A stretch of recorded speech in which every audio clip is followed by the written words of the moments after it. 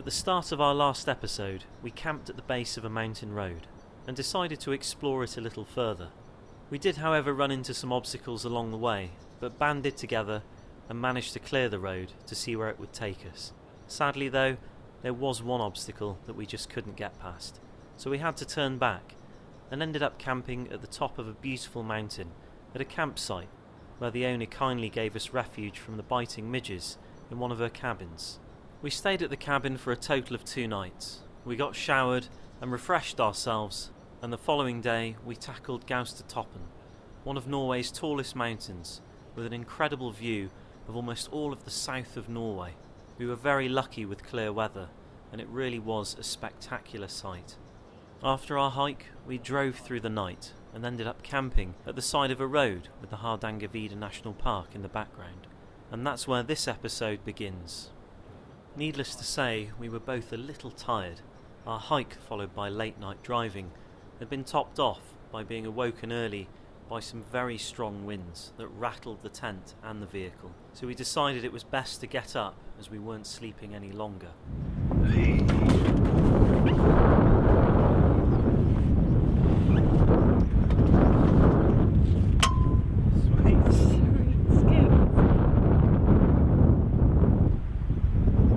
Getting packed up was a smooth operation now, even when you're half asleep. We'd done it hundreds of times, but it's nice to settle down for a few days and not have to do it day in, day out. And that's really what we were looking for next. Meg was feeling the worst of it. Despite it being a glorious day, she was very tired.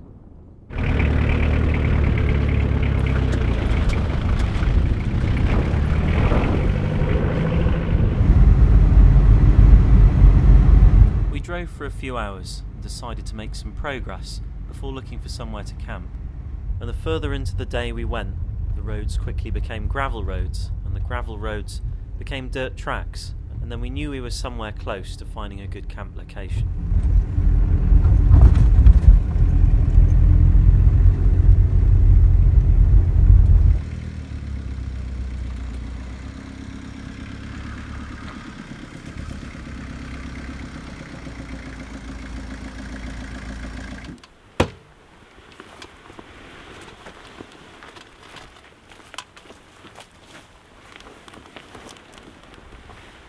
We'd lucked in on a great location.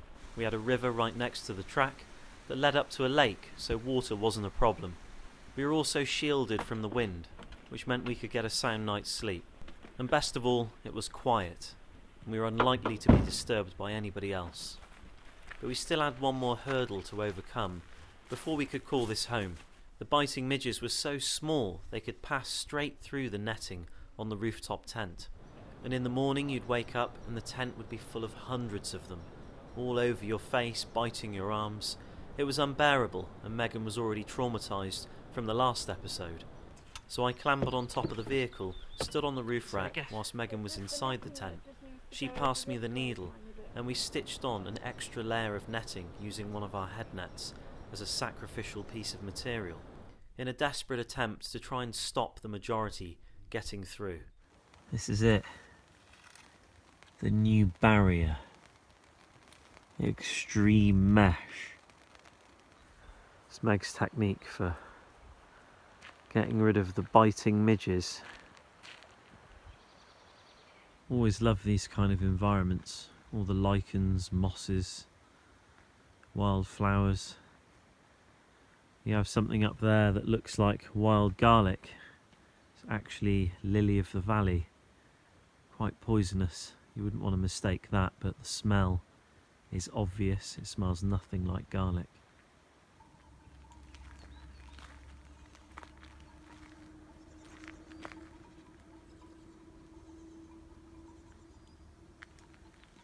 There's the beaver. Old Beavy in the water there. You can see him.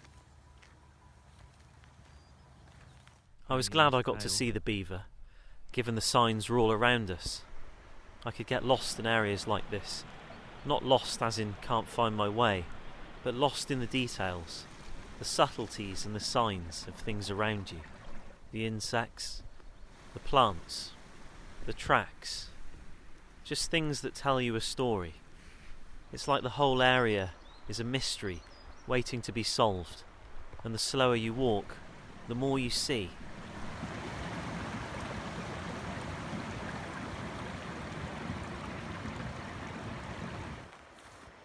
It may seem strange to some people, but these are the places that truly fascinate me, and where I like exploring and looking at the plants and signs of nature.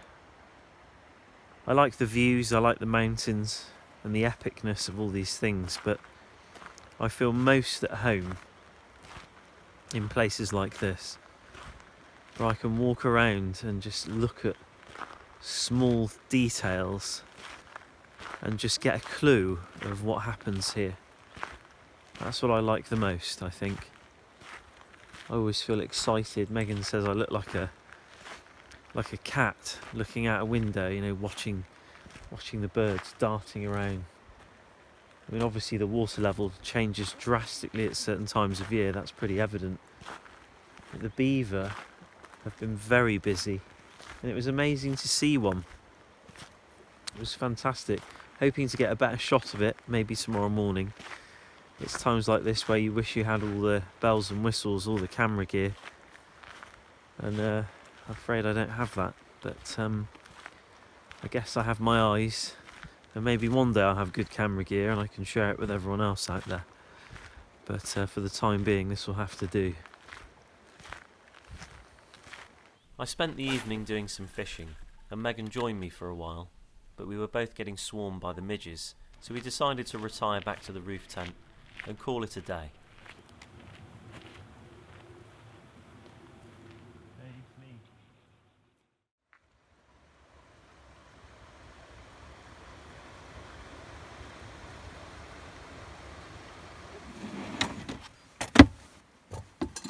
In the morning we both felt pretty refreshed, so we made a flask of tea, had some breakfast, got packed up, and decided to make some progress on our travels.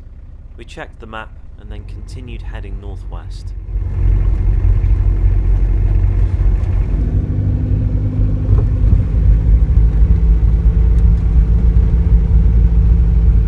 One thing you need to get used to in Norway is the winding roads.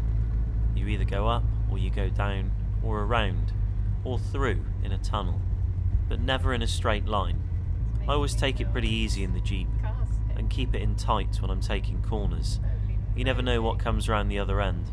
But if the driving gets too much, there's always opportunities to take breaks. There are plenty of information points and pull-ins with maps, free leaflets.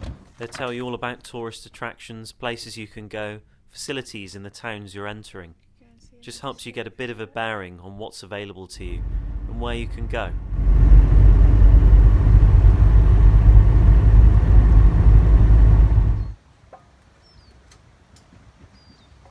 We ended up visiting Dalen and camping there at their campsite. We had a lot of dirty clothes, and it just gave us the opportunity to get them cleaned and dry them out using the good weather. I also visited a local hardware store and bought some brackets and made a new high-lift jack mount at the back of the vehicle that allowed us to use more of the rack so we wouldn't have to fumble past it, and it also meant we wouldn't scratch our hands up every time we unzipped the Hannibal sack to get our bedding out. There was a large gas shop in town, and we had a situation. Camping gas is completely unavailable from Denmark upwards, so we bought a refillable propane bottle that we could swap or fill up at LPG stations, giving us a little bit more versatility. Dalen was a beautiful place, situated in the mountains, but we only stayed for one night just to get our clothes in order, as campsites cost money and we were in a country where we didn't need to stay in them. So we set off early in the morning and continued making some progress on our travels.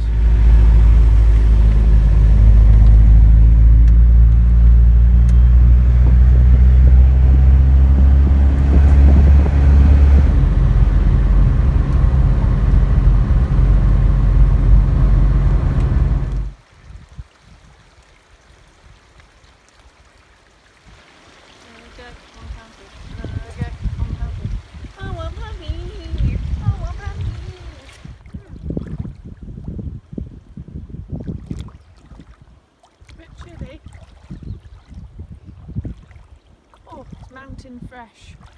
After a quick lunch break in a beautiful setting, and listening to Megan's £1 fish song, which almost definitely means she's in a good mood.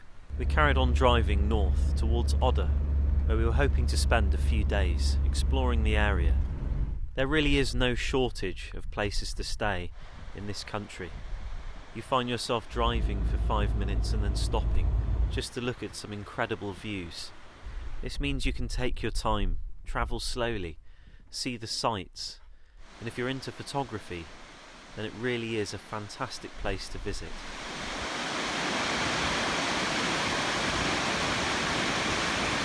With all the stopping, we hadn't made a lot of progress, and it was time to find somewhere to sleep for the night. In the distance, a beach was calling out to us. Unfortunately, a track led straight down to it, where we pitched up for the night, before tackling Kjerag in the morning. So, we've got a question to pose to the subscribers. Meg reckons that putting those 2 jawbones on the front of the grill looks really good, and that we should put them there for the rest of the trip. I think it looks utterly terrible. It looks amazing. Why do you think it looks amazing? It just looks so boisterous, doesn't it? And you know, people put antlers and stuff on their cabins. Yeah, but this is those our are people home. who live out in the wilderness in like North America. But we're travelling the wilderness. So, you know, this is our England, home. And we're this travelling. is our home, and this is our awesome sheep jaw trophy. I think it looks terrible. It's been a long day. I think it's a definite yes. Look at this milk. One thing you need to remember if you're camping for long periods of time is you always have to wear out your gear, even with a rooftop tent. And after getting things squared away, we continued along the mountain road to Kjerag. Driving the mountain road was like driving another world. It was barren, but incredibly beautiful. And we made our best effort not to stop, so we could spend the majority of the day hiking. And after a couple of hours driving, we'd arrived at the base of the hike.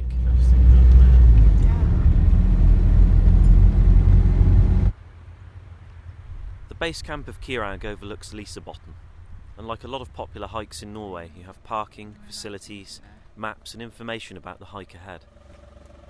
The hike totals about 12 kilometres and is rated strenuous. The toughest part by far is the very beginning. It's incredibly steep, but it really does warm you into it, and on the bright side everything after this feels pretty moderate.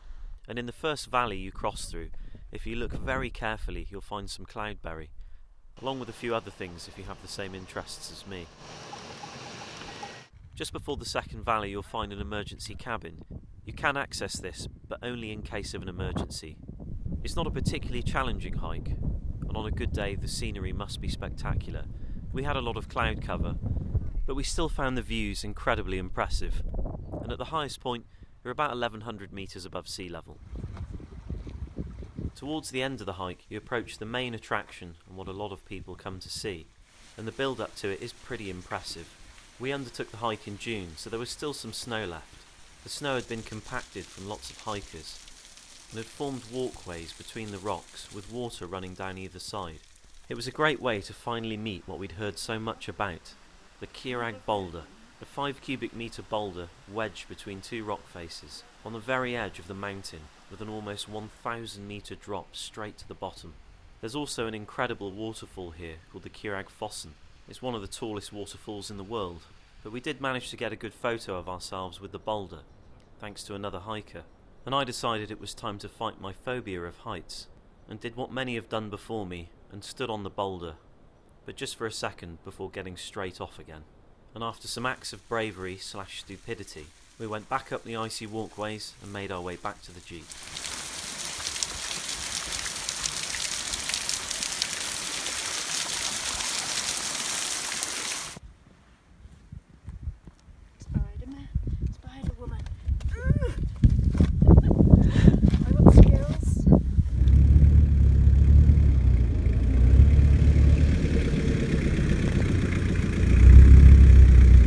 After a day's hiking, it's always great to take a break.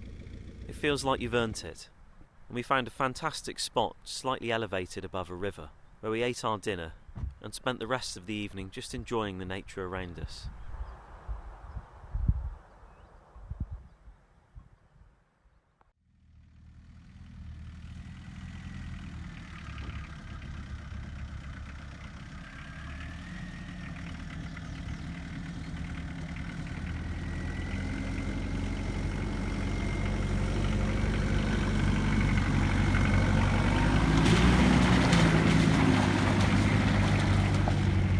The following morning we decided not to take the ferry from Liserbotn up to Odder, as it was just too expensive, so we decided to backtrack around the fjords and take another ferry that was a fraction of the cost.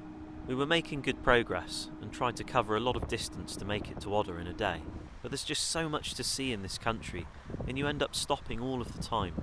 There are waterfalls everywhere, the landscape is absolutely spectacular, and no matter where you go you always seem to find somewhere that you want to spend 10 or 15 minutes just to soak in your surroundings. Much like this view just here. There were shops like this all over Norway. They were like beacons drawing me in. Meg was actually going crazy at this point, and I think I'd put her through enough, so we carried on to Odder.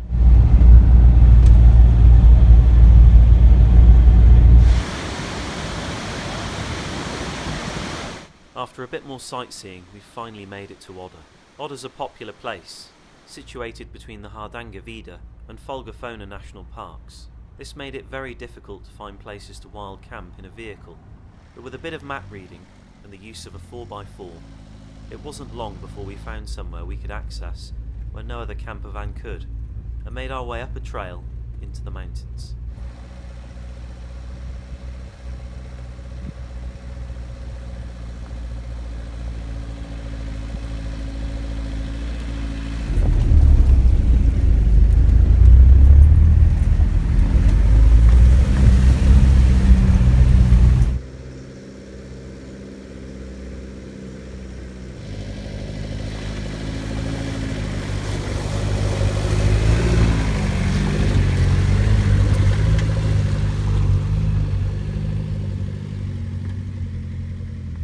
Sadly, the trail ended abruptly, with a giant boulder in our path, so it was time to turn around and find somewhere a bit further down that we could call home for a couple of days. You're going to have to come forward again. Yeah, stop. Stop. Go back.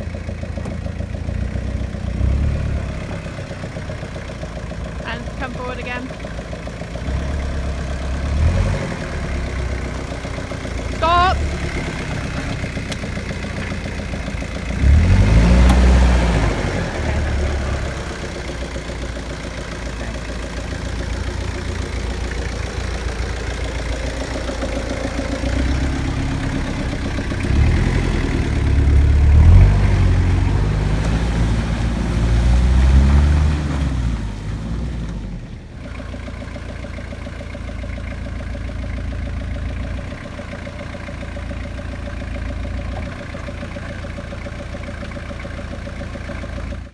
Good.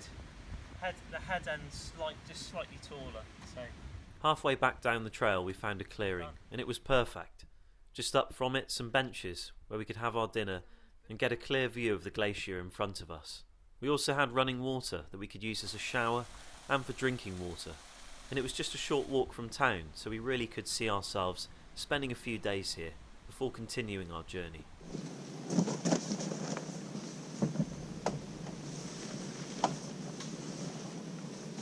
So we've got 4 pillows, 3 woolen blankets and a sheet. We've got a head torch up here. You get 2 pouches, you get one here. We've got earplugs in this one and anything else we want. We also have this pouch here where we keep all the dry bags for the wool blankets and the pillows. And then at the end here we have space for our shoes and any clothing that we take off. And then we also have a gorgeous view.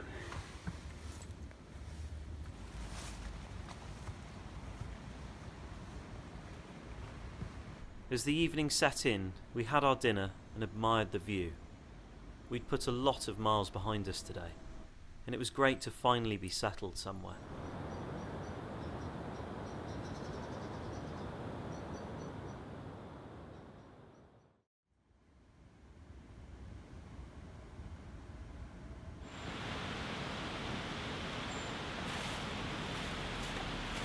The following morning, we had a few things we needed to tick off the list. So we had breakfast, locked the vehicle, and went back down the track into Odder. It wasn't a particularly big town, but there were a few things we were after. One thing was a DC charger for the laptop, which gave us full independence as we no longer relied on campsites to charge the laptop to make these videos. Another thing was some wood. I made some modifications to the alu boxes in the back, so they opened out sideways. It gave us much easier access to food.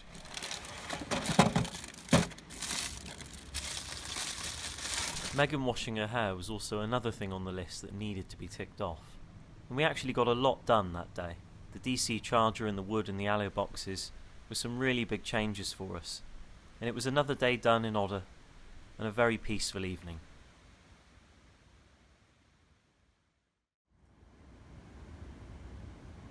The next morning we weighed up our options. A lot of people come to Odder because of Trolltunga, another very popular hike. The hike's around 27 kilometres, and the main attraction at the end is a 700 metre long ledge that sticks out the side of the mountain, and we wanted to do it for quite some time. But the parking is incredibly expensive, and the shuttle, if you don't have transport of your own, is even more expensive there and back. That, coupled with an ankle injury I sustained whilst jumping off of the Jeep that was exacerbated by the last hike, we ruled it out as something for the future. We were both a little gutted and our pride was dented, but it was the right thing to do. 27 kilometres on a bad ankle is a one-way trip, so we continued making tracks and started making our way to Voss.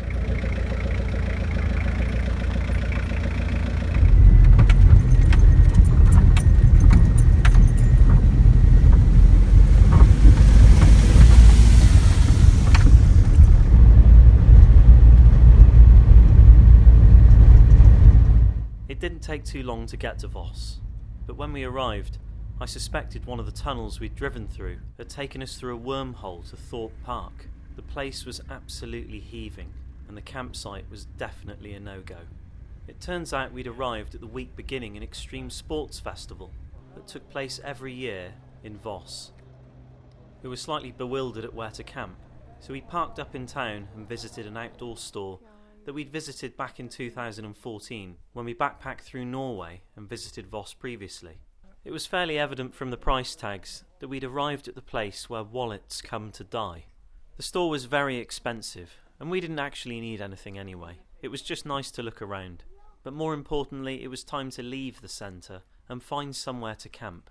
And after driving around for a couple of hours, we spoke to a local farmer who granted us access through his property to his private beach, where he allowed us to stay for one night, and we really had lucked in.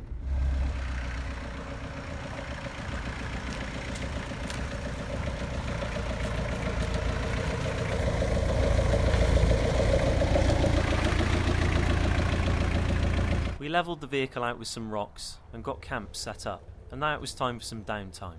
Megan cooked up a really nice stir fry. We got the table set, had our dinner and enjoyed the view, and we were both feeling pretty smug about the place we'd found, given how busy Voss was at this time of year.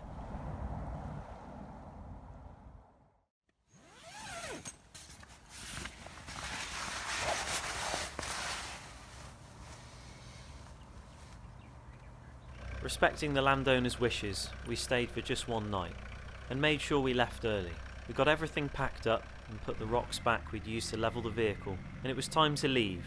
And this is also where this episode ends, and we hope you'll join me and Megan in our next episode, where we continue our travels through Norway and cross over the border into Sweden. From the both of us, thank you for watching, and we'll see you in the next episode. Take care.